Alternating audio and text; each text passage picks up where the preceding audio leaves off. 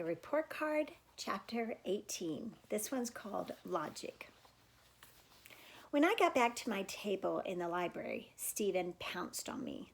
What happened? What'd she say? Are you in trouble? Not too much, I said, but she got pretty mad, and she wants to put me in the gifted program right away. What else? He asked. What about the test and everything? I shook my head. I'll tell you all about it on the bus, okay? I need to finish this reading. That wasn't exactly true. What I really needed was time to think, because I could see where this was all going, but I couldn't tell where it would end. The plan Stephen and I had made sounded good when we were talking about it, and it had been kind of fun to be a show-off genius one day and then get 3 zeros the next.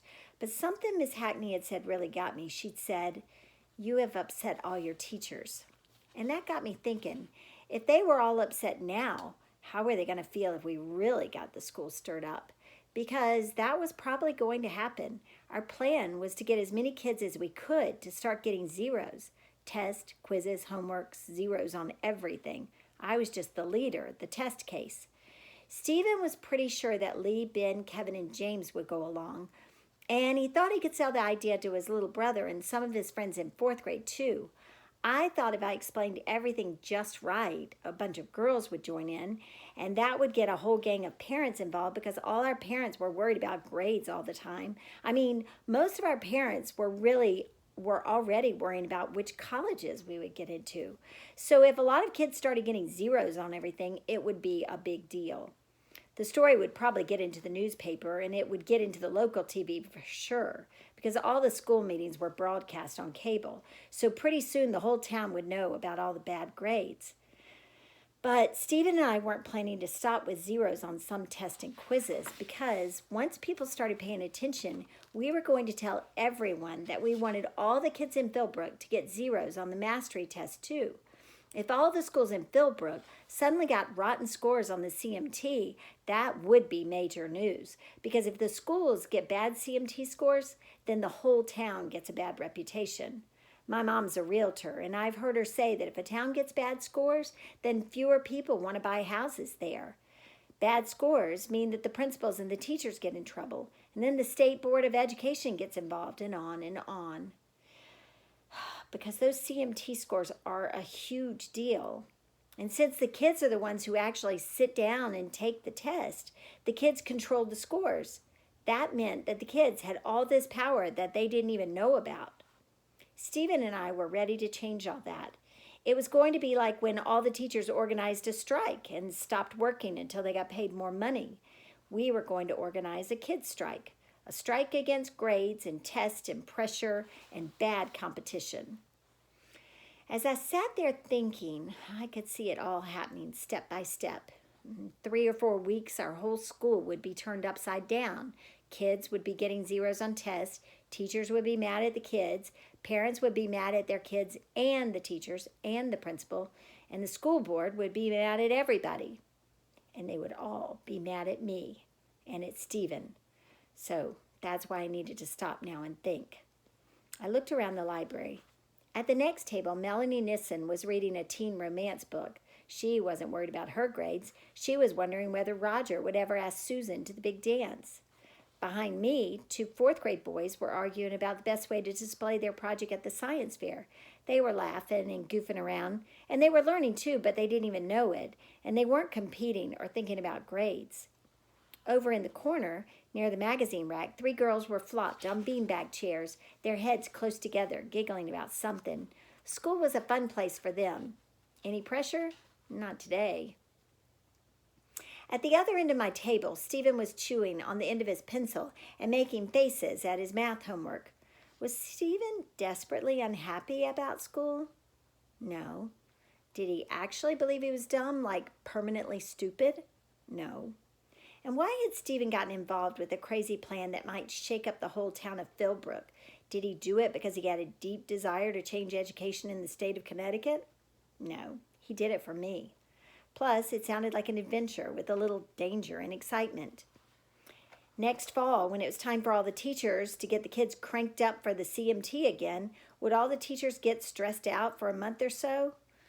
Yes, absolutely. But then the testing would be over and all the kids would get on with their lives. They would laugh and talk to their friends. They would do their homework. Their teachers would teach them.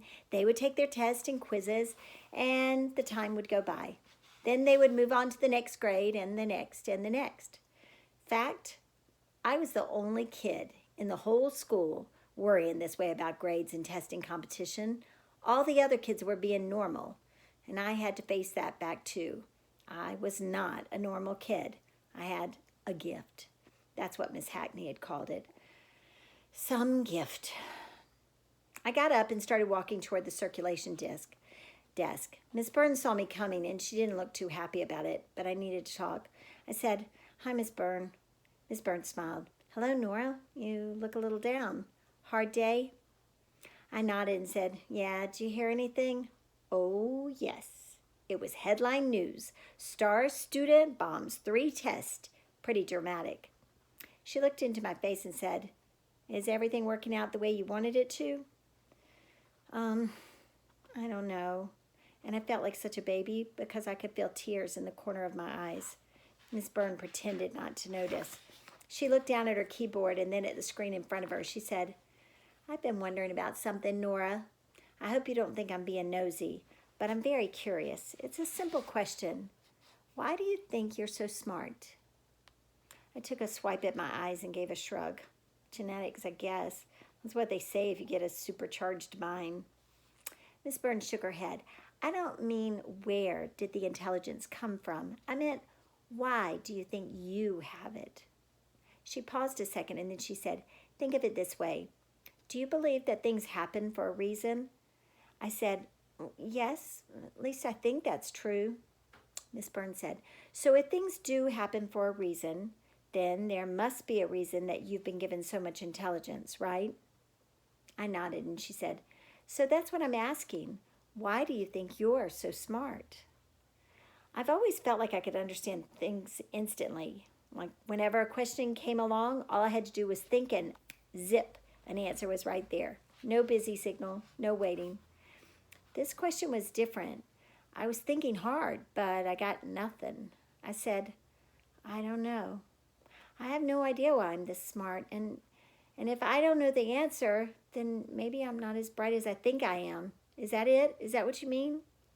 Miss Burns smiled again and shook her head. "I'm not saying that. I think you're every bit as intelligent as the evidence suggests, and then some. It's just that I've met all kinds of kids with all sorts of amazing talents. And for me, the big question has always been, why? And then usually much later, I begin to learn the answer. I get to see what they do with their lives. It's interesting, don't you think?" I nodded.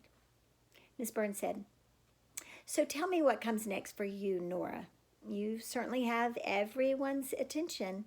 What's next?" Yesterday, I would have been able to answer that question. I'd have said, "Just you wait. Stephen and me, we've got big plans. Watch out for lots of action and all sorts of fireworks and plenty of loud noises." But I didn't feel that way anymore. So I said, "Well, I'm not sure. There are too many variables. Everything's kind of weird now."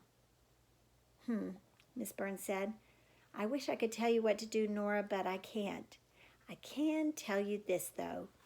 Of all the possible things we can do at any moment, one is usually better than the rest. So that's the one to look out for. All you ever have to do is the next good thing. Make sense?" I smiled and said, "Very logical. Sounds like something a librarian should say." That got a laugh out of her.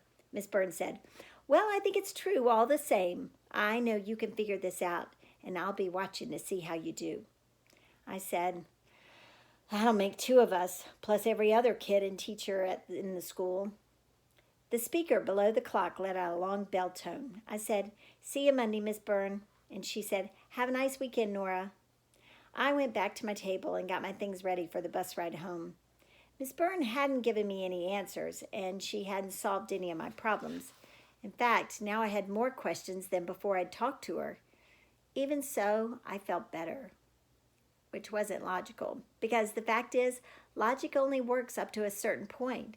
Beyond that point, it takes a different kind of thinking, more like listening and watching. That was what I needed to do. I needed to listen and watch. I needed to be on the lookout for the next good thing. And if I spotted the next good thing, then would come the hard part, because then I'd have to do it.